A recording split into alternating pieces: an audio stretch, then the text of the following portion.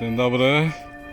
Dobry dzień. Dzisiaj jestem teraz po drodze Unterwegs w Hanau. To jest walońsko-niderlandzki kościół ewangelicki.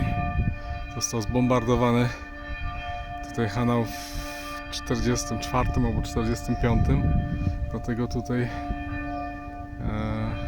część klasztorna nie jest odbudowana bez dachu, ale jest to miejsce kultury. No i jest taki fajny placek tutaj. Czekaj, jak się nazywa ten plac? Francusische Allee. No tak, bo to francuska aleja jest. No i tam jest rynek dalej. Ale jak widać są fajne miejsca. No i tam na Kleinauchem można jechać. Ale to chyba jest jakaś droga okrężna. Robię trochę krócej to.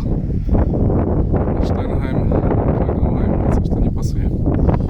W każdym razie nowe osiedle i jest fajnie. No pozdrawiam. Cześć, cześć.